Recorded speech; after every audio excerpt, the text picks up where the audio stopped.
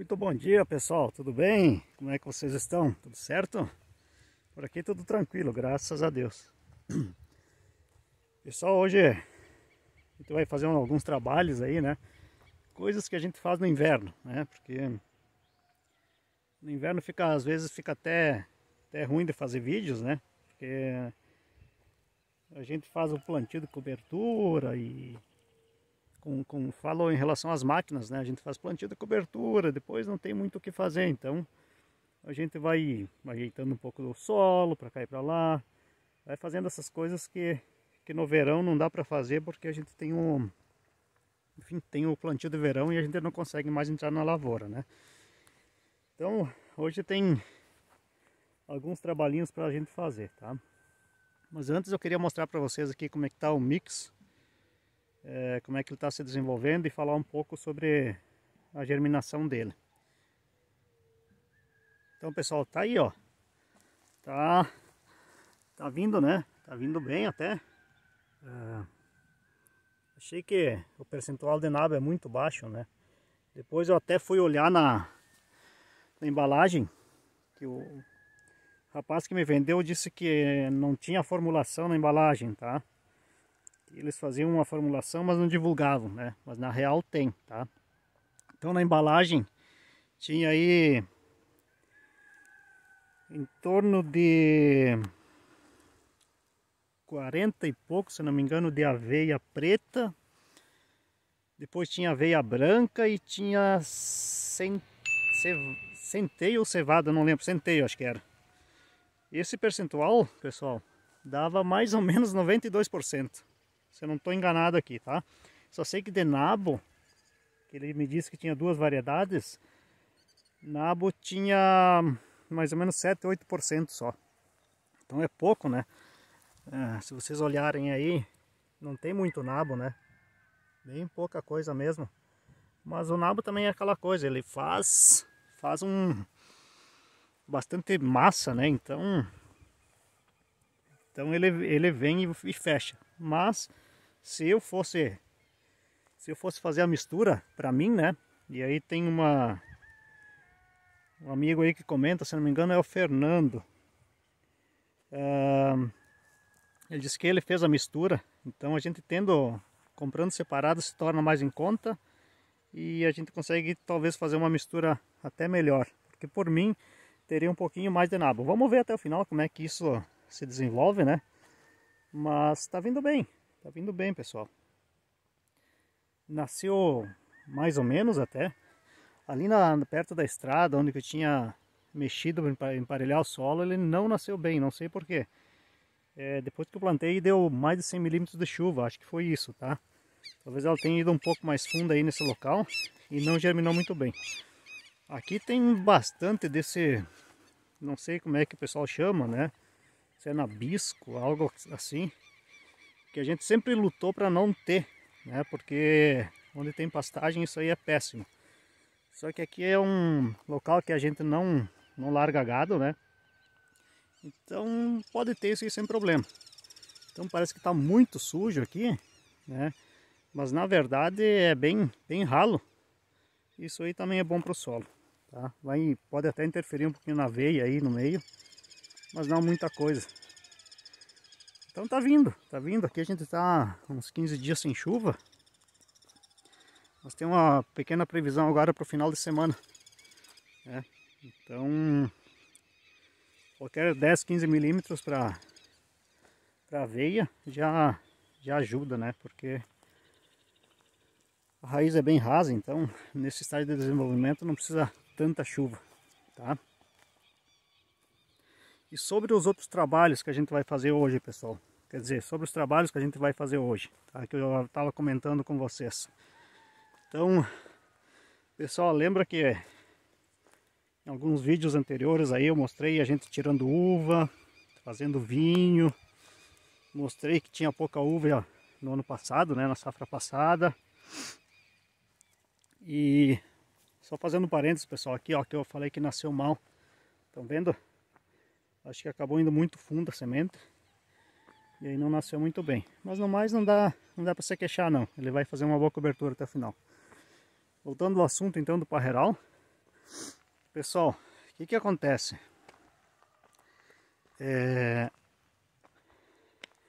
Já faz alguns anos, né, que a gente foi morar para a cidade e a gente se desloca para trabalhar aqui. Então, teu pai já tá lá, já tá na lida lá, ó. E aí fica meio ruim de manter algumas coisas tão distantes, tá? No caso, o parreiral é algo que dá bastante trabalho. Para quem não conhece, né, tem um momento de poda, depois tem que ficar amarrando o parreiral, tem que fazer a manutenção. Um problema bem sério é ficar monitorando as formigas, né? Depois tem que fazer alguns tratamentos, porque nos últimos anos tem sido difícil de colher uva sem fazer alguns tratamentos. Então o que acontece? O pai já faz uns 2, 3 anos que ele começou a plantar umas parreiras lá. A gente tem mais ou menos uns 13 hectares perto da cidade, encostado lá, né? Então ele já começou a plantar, já se preparando para fazer essa transição. Então esse ano ele já tirou mudas melhores aí também, né? Vai ser um parreiral menor, né? Porque isso aí é muito grande para nós, né? A gente só faz para consumo, então vai ser um parreiral menor. E aí a gente vai tirar isso aqui, tá? Outro ponto, mas não é essa a justificativa, é que ele fica no meio da lavoura, tá? Então é bem ruim de lidar, ainda mais na ladeira. Sem contar que sempre tem resquícios de veneno, né, que a gente passa na beirada e acaba prejudicando a uva. Deixa eu passar essa cerca aqui. A gente vai conversando e caminhando. Então agora tem que tirar os arames aí.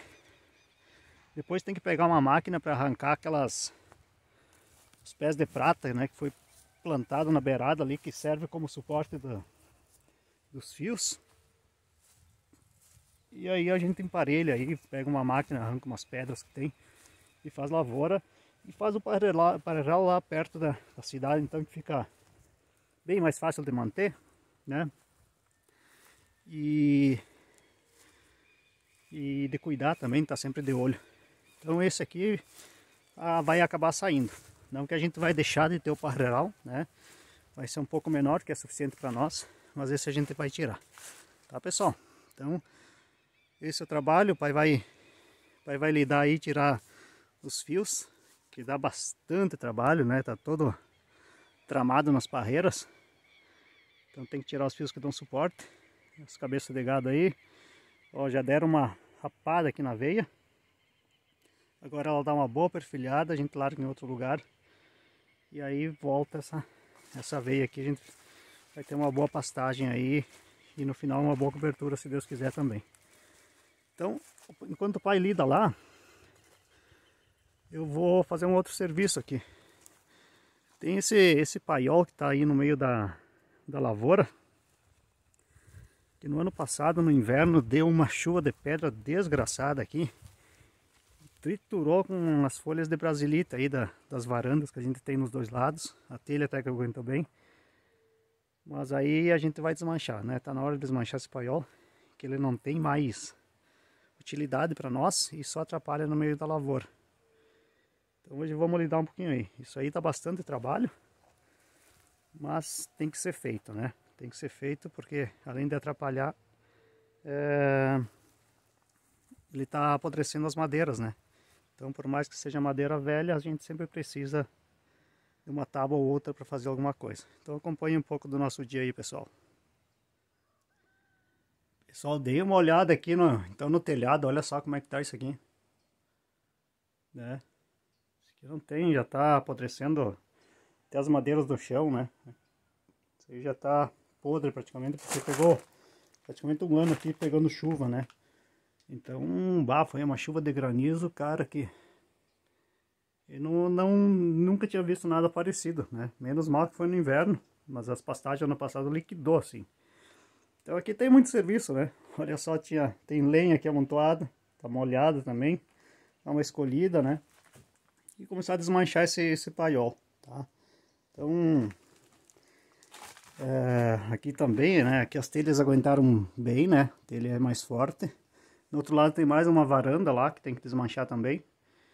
Então, muita história nisso aqui, né, pessoal? E eu lembro muito bem de criança, né?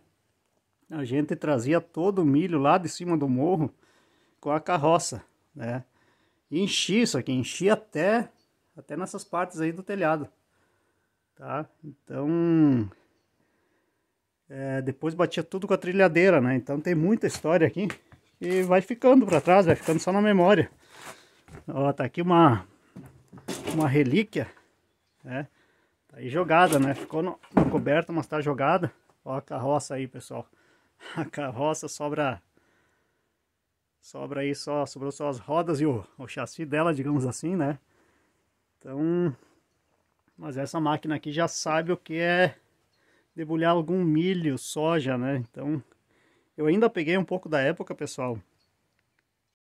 Eu ainda peguei um pouco da época, né? Como comentava com vocês, da gente amontoar a soja, cortar a soja tudo com a mão, né? E fazer os montes e trilhar depois com essa máquina, né? A gente tinha um motor, acho que era um Agrale, né? Que a gente colocava aqui na frente. Depois esse motor, no fim, a gente acabou vendendo ele, né? Mas a gente tinha esse motor, então. E a trilhadeira tá aí. É uma máquina que tá nos meus planos, assim. Vamos ver se eu consigo fazer isso um dia, né? Pelo menos deixar ela no coberto e, quem sabe, restaurar um pouco ela, né? E deixar ela meio exposta em algum lugar, coberta, né? Pra ficar aí na nossa memória. Então, coisas que vão ficando, né? Aqui tá a maior bagunça, né? Não podia ser diferente, né? Isso aqui tá abandonado, a gente não utiliza mais para nada. Então virou mais ou menos um depósito. Mas só para recordar um pouco, né? Das coisas que a gente passou aí, né? Na nossa vida. Eu ainda peguei um pouco dessa época, né? Mas com certeza as pessoas mais velhas aí, meu pai, pegaram toda essa época praticamente, né? E toda a evolução. Então, imagina, acho que a maioria que assiste o canal deve saber o quanto de trabalho braçal isso dava, né? E por isso também que as famílias eram grandes, porque precisava de gente para plantar, para colher, né? Tudo à mão, lavrar tudo com os bois, o arado, né? Aqui na nossa região o trator veio bem tarde. Eu lembro que de criança tinha um cara aqui na comunidade que tinha um Valmete 68. Então essa parte que eu mostrei há pouco para vocês, que a gente tem a parte plana aqui, que a gente tem o mix, né? A gente lavrava com o trator, então era uma alegria quando vinha o trator aqui na nossa propriedade, né? Então a gente ficava correndo atrás do trator, né? Esperando que ele nos carregasse um pouco, né? Mas isso quase nunca acontecia. Então histórias que ficam e que a gente vai lembrando.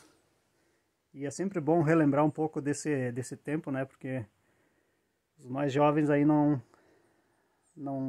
sabem o que é, muitas vezes, o trabalho pesado e árduo, né? Que a agricultura já foi. Hoje é mais tranquilo, sem dúvida, muito mais tranquilo, né? Mas hoje também a gente está aí numa dependência grande, né? Também dos produtos químicos, o que eu não acho muito legal. Mas não é fácil sem lidar com esses produtos, né? Para quem trabalha aí, em algum momento vai precisar. Então tem tudo isso.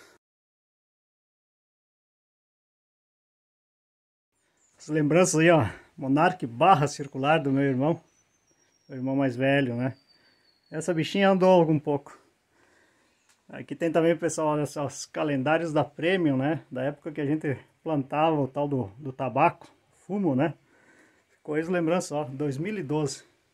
A gente plantou aí o tabaco acho que a gente começou em 2006, se eu não estou enganado. E foi longe, foi 2013, 14, até 2015, acho que a gente chegou a plantar por vários anos. É uma cultura que dá muito trabalho, né? Tem que trabalhar praticamente 9 meses por ano, entre fazer muda e plantar e cuidar e colher, né, e tirar as folhas depois para fazer os fardos e vender. Então tem que estar sempre envolvido. Mas assim, em 1,5 hectare, por exemplo, tu faz um bom dinheiro, né? Só que é aquela coisa, é fácil de se intoxicar, dependendo do período que tu recolhe da lavoura. Se tu deixa fazer um pré-murchamento na lavoura, é perigoso de colher com umidade e se intoxicar. Dentro do galpão também é um gás muito forte que ele libera, né? Então tem que ter muito cuidado, e além dos venenos que tem que estar aplicando, né? Mas é isso aí.